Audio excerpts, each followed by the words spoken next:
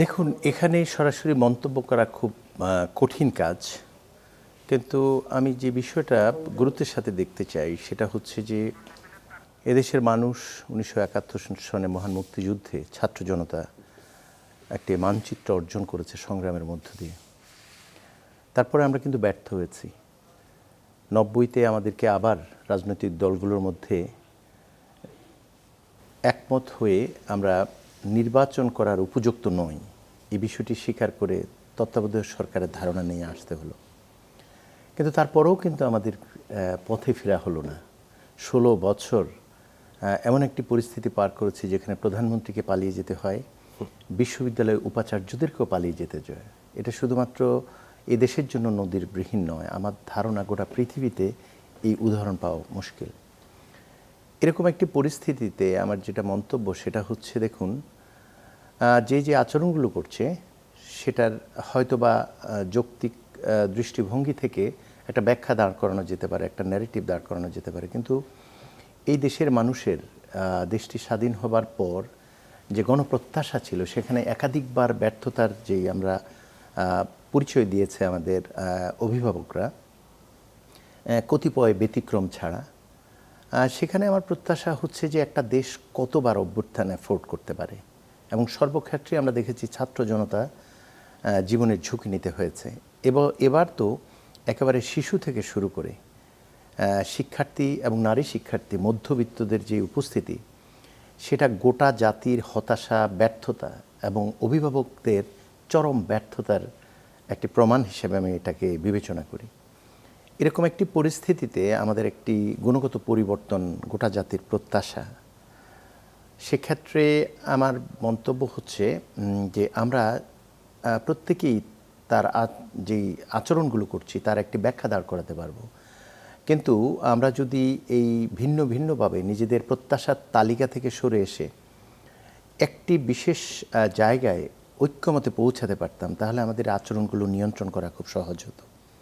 দেখুন, পতাকা রক্ষা, দেশে একটা শৃঙ্খলা ফিরিয়ে আনা, দীর্ঘ সময় ভোট দিতে না পারার বেদনা, মানুষকে ভোটের কেন্দ্রে নিয়ে যাওয়া এবং তাদের মাধ্যমে নির্বাচিত একটা সরকার মানুষ প্রত্যাশা করে।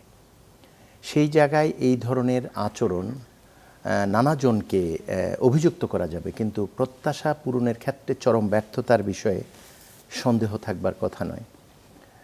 দেখুন, এখানে যদি দায়বদ্ধ করতে চান এই আচরণগুলোতে, সেক্ষেত্রে দেখুন, শেখ হাসিনা তিনি ভারতে আছেন, তিনি কিভাবে আছেন, কিভাবে গেছেন সবাই জানেন। কিন্তু তার বক্তব্যের যেই কন্টেন্ট, সেগুলো নিয়েও হয়তো অনেকগুলো জায়গাতেই বস্তুনিষ্ঠ কথাই তিনি বলছেন, কিন্তু তিনি যে সময় কথাগুলো বলছেন এবং যে আচরণ 16-17 বছরের যেই পৃথিবীর ইতিহাসে বিরল এমন নিষ্ঠুরতার প্রমাণ রেখে তিনি গিয়েছেন, কর্মকাণ্ড করে গিয়েছেন, সেই সময়ে এরকম একটা অভ্যুত্থান উত্তর তার এই বক্তব্যগুলো কতটা দায়িত্ব জ্ঞান সম্পন্ন, এটা আমার প্রশ্ন করবার আছে তাকে সহ যারা শুনছেন আমাকে।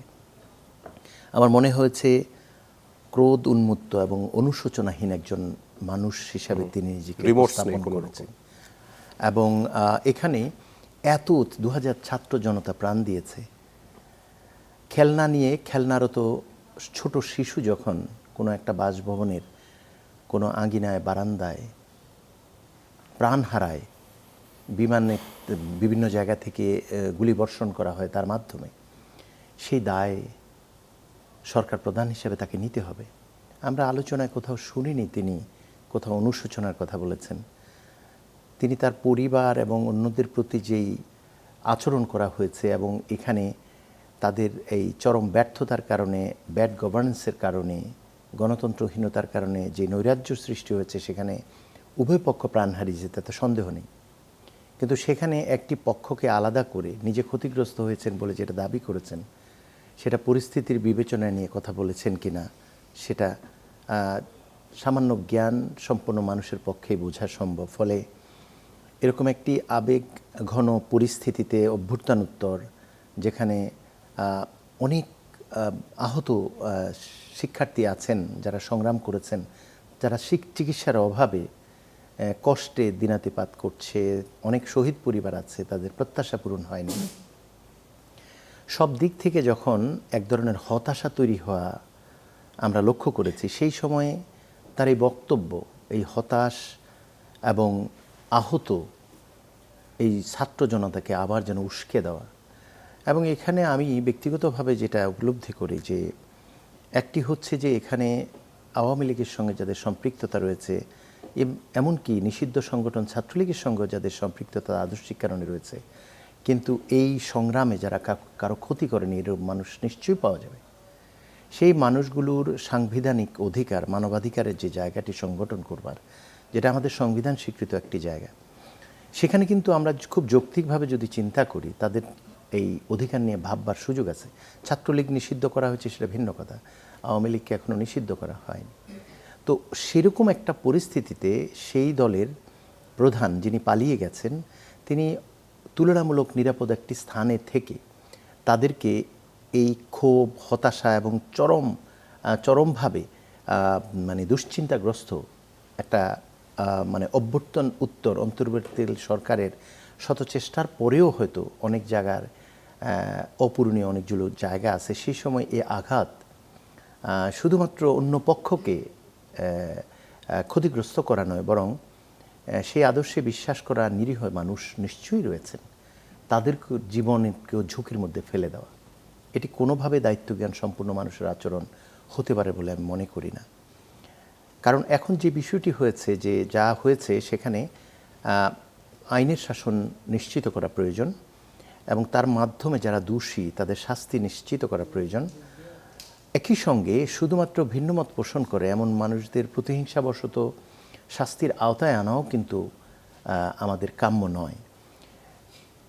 এই বিষয়টি নিশ্চিত করবার জন্য যে সময়টুকু, সেই সময়টুকু অন্তর্বর্তীকালীন সরকারকে কিন্তু দিতে হবে। এবং এমন সময় এরকম একটি বক্তব্য স্বাভাবিকভাবে বিচার কার্যক্রমকে প্রশ্নবিদ্ধ করবার একটি ষড়যন্ত্র কিনা, সেটাও আসলে অনেক বিশেষজ্ঞ মহলের অনেকের প্রশ্ন রয়েছে। কিন্তু স্যার, এই যে হামলাগুলি হলো, এটা আন্তর্জাতিক মহলে বাংলাদেশকে ব্যাকফুটে ফেলে দিচ্ছে না? এটা তো এমন হতে পারে যে এখন যেই মানে জুলাই অভ্যুত্থানে অন্য পক্ষের যেই নির্মম অত্যাচার এবং নির্যাতনের বিচার যেটা হবে, সেই বিচারটা যখন চলমান একটা অবস্থায় আছে, একটি পর্যায়ে আছে, সেখানে মানুষের দৃষ্টিভঙ্গি এবং বিশ্ব নেতৃবৃন্দের দৃষ্টিভঙ্গিকে অন্যদিকে নেওয়ার একটা পরিকল্পনা তো থাকতেই পারে। সেই জন্য আমার মনে হচ্ছে অনুশোচনার জায়গায় এ ধরনের কূটকৌশল, মানে আপনার কাছে মনে হচ্ছে যে এটা পরিকল্পিতভাবে হয়তো করা হতে পারে? এটা আওয়ামী লীগকে সমর্থন করে এবং কোনো ধরনের খারাপ কাজে লিপ্ত নয় এমন মানুষ যারা আছেন, নিশ্চয়ই আছেন, সাধারণ মানুষ, কৃষক, শ্রমিক জনতার মধ্যে আছেন, তাদের জীবনকে ঝুঁকির মধ্যে ফেলা এবং তাদের জীবনের ঝুঁকির বিনিময়ে প্রকৃত দোষীদের শাস্তি লাঘব কিংবা বিষয়টাকে অন্যদিকে নেওয়ার ষড়যন্ত্র বলেও অনেকে মনে করেন, আমি দেখেছি। আচ্ছা।